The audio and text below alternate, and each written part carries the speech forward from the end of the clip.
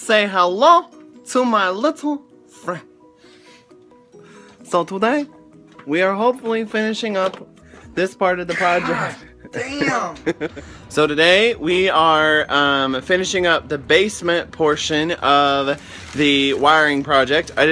We haven't posted a video in a while, and the reason is because we have been doing this, and I'm about to show you. Exactly the same thing. Exactly the same thing over and over and over. So the culmination of all of our work for the past couple of weeks is this.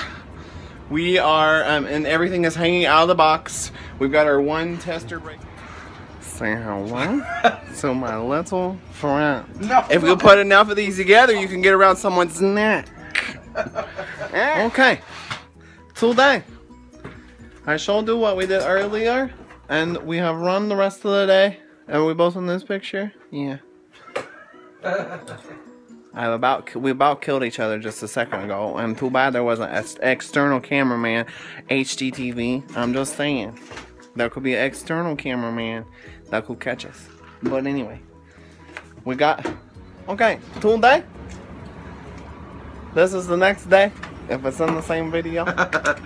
Day 2. We are putting in our sub panel. Say hello. Hello. To my little. This is Will's little friend. 6 gauge wire. 6 gauge is really big. So what we're doing is we had to put a piece of wood on the wall to stabilize the box, because it is a concrete cinder block wall, and in order that we get... It's a concrete cinder block wall? Or is it just a concrete wall? It's a cinder block concrete wall. It's just a concrete wall. It's a poured concrete foundation. Say hello to my little friend. So anyway, okay. Step 1 is done. This is what it looks like now. This gauge wire, you're gonna demonstrate here. Look, make sure I'm on there. This wire, Red wire, white wire, black wire, and ground wire. Very exciting. So what you have to do, the hot is red and black, and they go into this panel here, and then the ground wire and the white wire go into the same panel. I don't understand. I'm not like. I just wanted to make this realistic. We are in the dark most of the day. We are in the dark most of the time. Yeah, we're in the dark most of the time, and Tony has a little thing for his head that helps. So. What we're about to show you is what the scariest breaker box in America looks like, and you should never have wire nuts inside your breaker box. Oh my god. That right there is the scariest breaker box in America. Now, it might not necessarily be the scariest breaker box in America, because we have not seen all the breaker boxes in America, but we're about to not only clean it up, but hopefully put the plugs in the right place. Okay, so we're half done. Half done. Almost. So, scary, you saw it before. This is what scary it looks like now. And we have everything labeled, so we know where it goes. The most important thing that nobody did in this house, because there was one breaker that controlled this light that also controlled a light in the garage on the other side of the house. It made no sense. Hello. It's very early morning electric. Daylight savings time today. Well, yesterday. But it still feels like daylight savings. Daylight. So we're wiring the plugs in the garage. We already did the, isn't that exciting?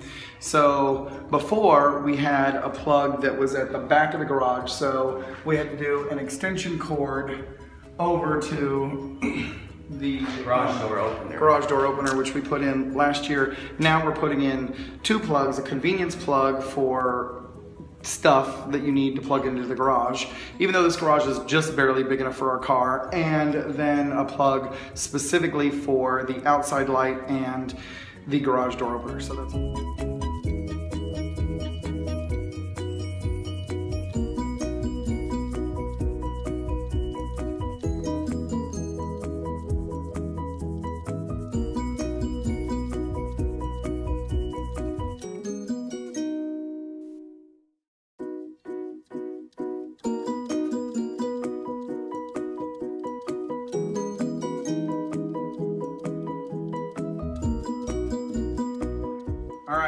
So it wasn't originally part of our let's redo the kitchen plan, but we had all the walls open and the wiring in our house was every kind of wiring. We had knob and tube, old aluminum, old copper, new aluminum, all of it, all in one place in the most overcrowded breaker box in America.